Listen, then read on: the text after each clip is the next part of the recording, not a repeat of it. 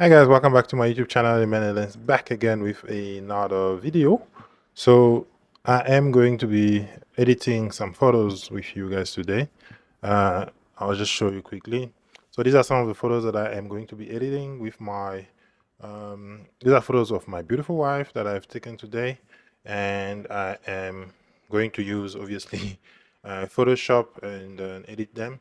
So we had a bunch of photos obviously, but these are the one that she selected, and yeah, it's about 18.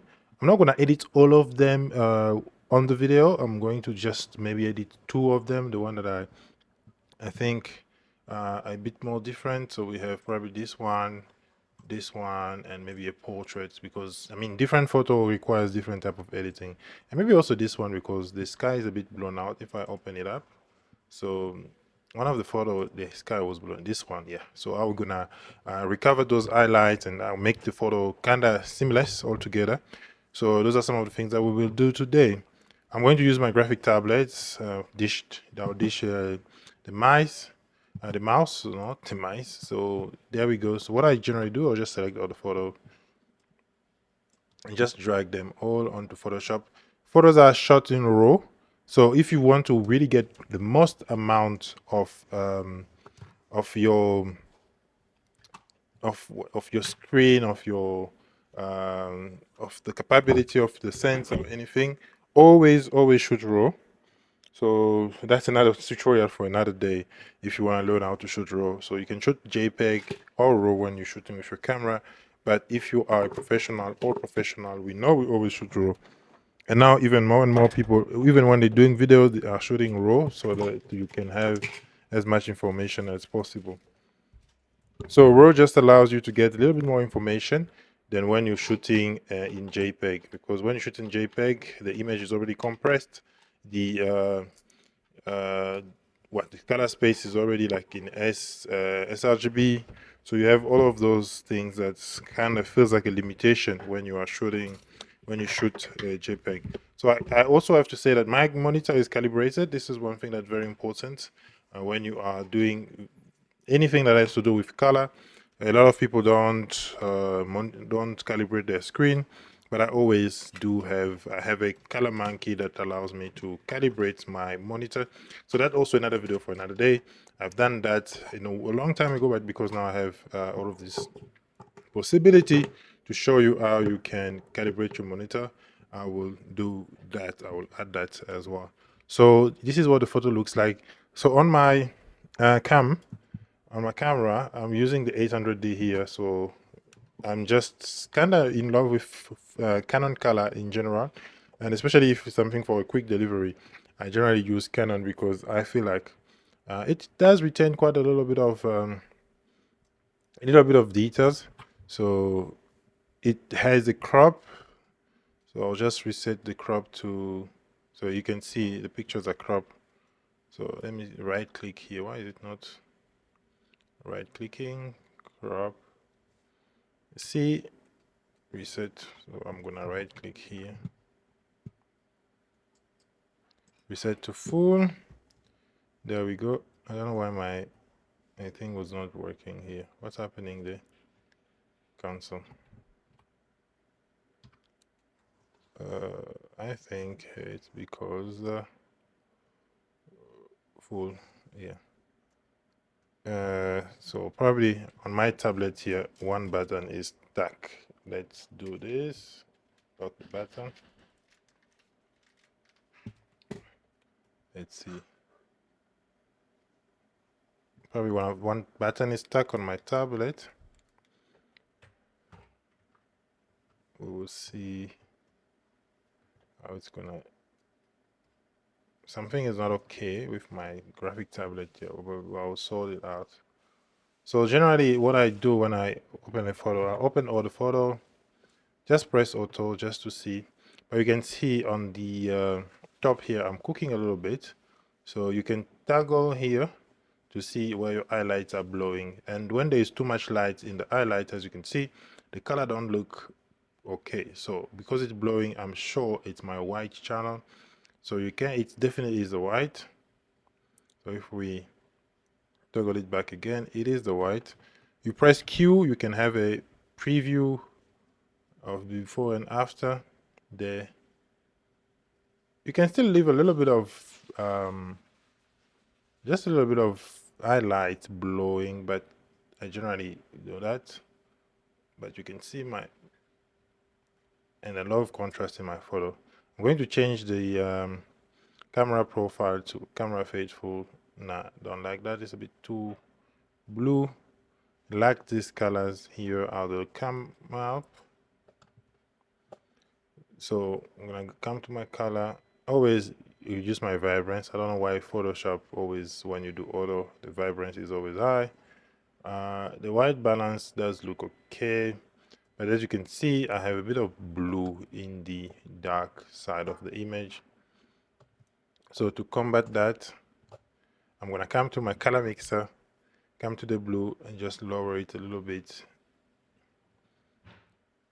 Also can come into the magenta, the purple, and just lower it a little bit. The outfit is magenta, so obviously if I do that, it's definitely, but I can get the proper color by doing this on the outfit.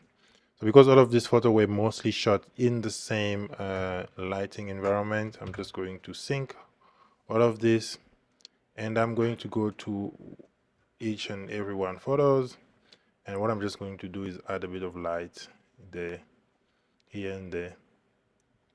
So I think I'll use the curve here to add a bit more light, because it allows me to control how much light I'm adding. Then on this photo, I'll just sync everything.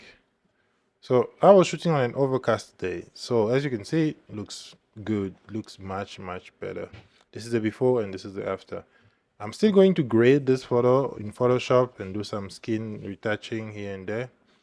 So this is the photo where we had the sky blowing up, but I think all the details, and I pretty much like it like this.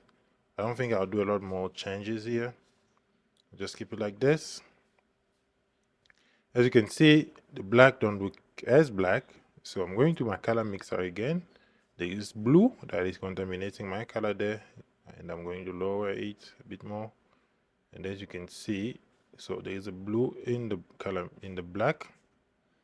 Or you can also do it in the highlights. So in the shadow, blue is there. You can fight blue by adding it there and just lowering it over there. So as you can see, on this photo we couldn't see the skin, couldn't see the face as well. There the face is shown. This one is a bit different. The white balance is already off. That's the first thing I can see. It does look nice even though the white balance is off, but a proper white balance is probably there in the bluish. I'm going to sync this with all the other photo. And I'm going to my color mixer, reduce the blue again. And there is a bit of purple as well. I'm gonna reduce that. I think if you reduce this too much, you can see colors are breaking apart. So you just need to have that gradation that says we are still okay. There you see. So for example, you can see on the face here, if I remove all the magenta, it looks fake. So even though it's a kind of a parasite color, I can still, so if we bring it back there, we are good. So that's much better. So when I'm done like this, I'm going to check each and every photos, just check the level of lighting, for example.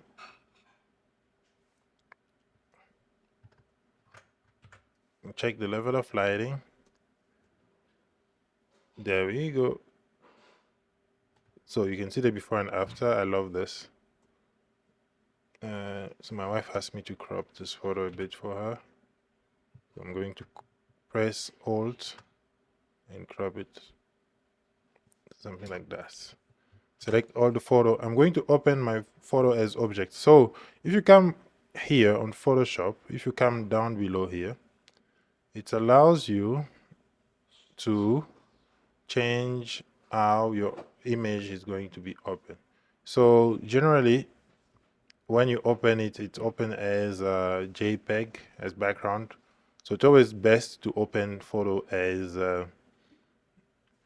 open your photo as object. So when you open your photo as object, much better there. Open Photoshop as a smart, open in Photoshop as a smart object. So the thing about Photoshop, there is two software embedded in Photoshop. This is Camera Raw, which looks a little bit like Lightroom, if not very much similar to Lightroom. And then you have Photoshop itself, where you can do all your shenanigans of like AI, generative fills, and all of those other things. So when you open it as object, then the photo will open, and this is where you do things like your skin retouching, and you can do extensive color grading as well, and change quite a lot of other things, because you're not necessarily able to do all of these things easily when you are using Photoshop. So I generally have like a crop that shows me how I want my image to look like. So I'm not going to edit all the photos. I'm probably just going to edit one or two and generally just show you how I edit my photos. And how I edit my photo very, very fast, because it doesn't take me a lot of time to edit all my photos. It takes me about 3 or 4 minutes, unless there is really, really like big changes to be made on the photographs. But generally, I shoot to edit as least as possible. So as you can see in Camera Raw, this didn't take me more than what? This video is running for about 11 minutes, so I was editing for about 7 minutes. And I love those ones that I took on the rooftop, or not rooftop, like the terrace of the house. They look really good. Even the colors are really, really popping the way I want them. So this is the last photo. Probably just gonna edit this, because the first thing I do, I have actions on my, as you can see here, I have all my actions here. So my tablet just disconnected. Let's see why. I do not know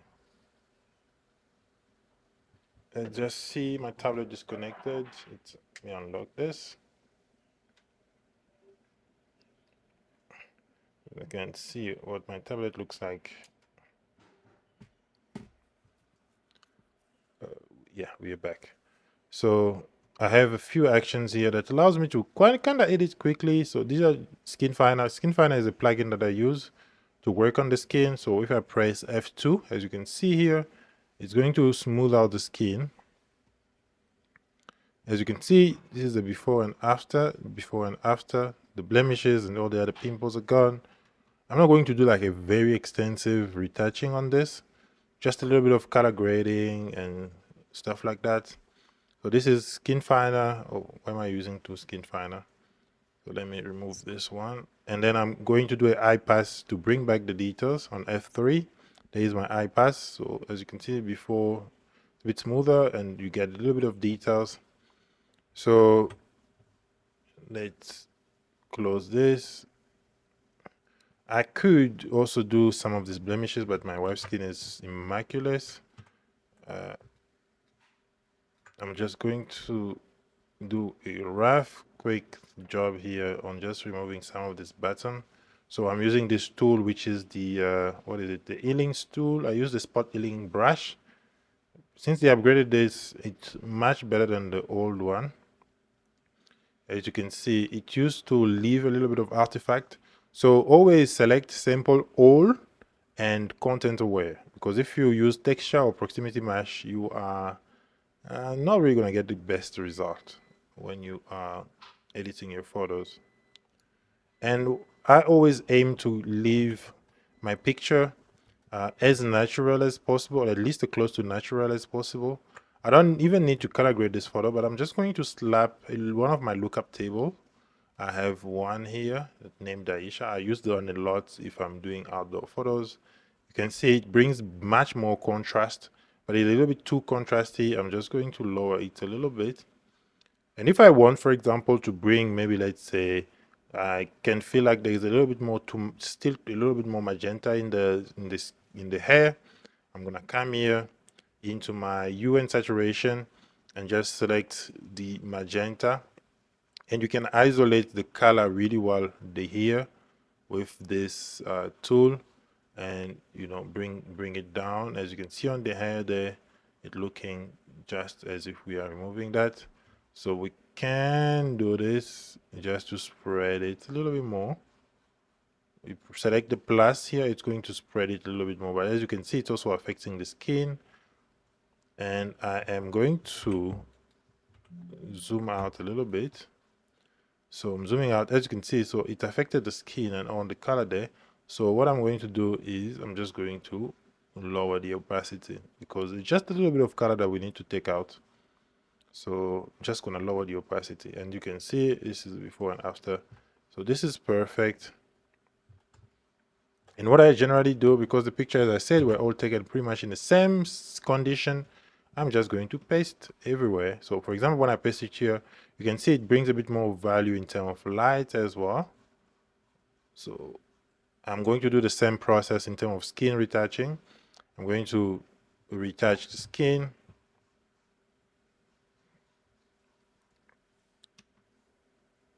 There. So I'm just going to take a screenshot because I need a thumbnail for this. Let me take a screenshot quickly. Windows or this. Just going to take a screenshot of this, and I'm gonna use this for my video. So I have my screenshot there. So the reason why I took the screenshot now is to allow me to not lose my adjustment layers. Control there we go.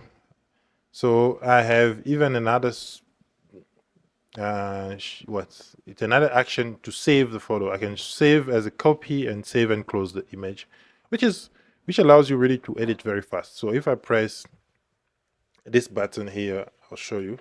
So if I press this button here on my graphic tablet, I don't know if you are able to see it. Let's just zoom out a little bit. So if I press let's take out the tablet. So if I press this button here on my graphic tablet, it allows me to close the image pretty quickly. It's this shortcut. It's Shift F3. I can use my keyboard, but doing it with a graphic tablet with one button is very, very fast and easier. That's why I prefer doing it like that. So there we go. So I'm just going to copy my adjustment layer because I'll move it over to the other picture. Press, it's going to close the image. And this makes editing very, very fast, as you can see. So maybe what I'll do, I'll go into another photo.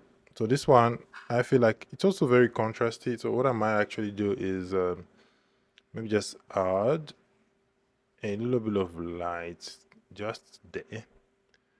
And I will copy this adjustment layer because I feel they are needed. I'll copy them, this 3 adjustment layer, save the image. There you go, saved. Then I'm going to remove this one because it doesn't belong here. And I'm going to add one brightness one. I prefer brightness because I just feel like it does a very good brightness compared to curve. I think it does a better job in terms of highlight, for example, and the overall image. So Skin Finder, this is a plugin, as I said. It allows me to work on the skin. Maybe I might show you what the plugin looks like. There we go. I'm just gonna, this is why it's better to edit as a smart filter, as smart object. So you can see there. So this is the preview over here on this side. You won't be able to see that. So this is the preview there. Let me just do the main screen only. I just do the main screen. So this is a preview over here. So this is what it looks like. And this is the before and after. So you can see if I apply more skin. So you can see, for example, the details like this pimple on the skins are gone. 2 tiny pimples on the skins are gone. So that's what Skin Finder does. Go back. But because I brought back the Eyepie filter, which brings back the details, as you can see, for example, there, these are some of the detail that it brings back. You can, okay, we can do as a process there. Skin Finder, can see what it does, bring back the details, maybe too much details. I can lower that a little bit. And these are grading final image, what it looks like. So what I could do here, bring, if I was, for example, doing a beauty portrait, I would bring it back and just work on this tiny details here. But as you can see, it's not, because this is a full body portrait. This is very minor. I think I have enough headroom.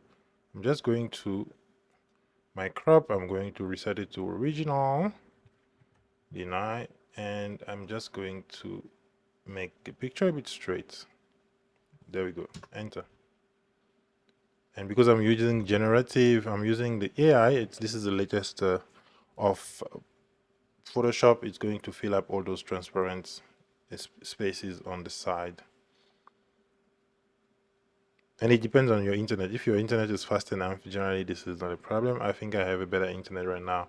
So I have 5G, I think. So it makes this process very seamless and very simple. There we go. So you can't even see the difference. This is the before and after. So the generative expand, really good. And I always like keeping my layer on top, because if I do any change, it won't affect the generative expand layer. So copy this. I'm going to save this image, one button. How to edit in one click, literally. So it's a cheat code. The video has been running for 21 minutes, so I can literally edit 18 photo in about 30 minutes. So now I'm not going to be talking much, because it's the same thing. I just want to edit these ones, because here I do believe that I might need to make some changes. As you can see, the feet looks a little brighter than the face. So do that there. So this is where I'm going to use maybe a gradient tool just to make the face brighter as well. So the face looks darker.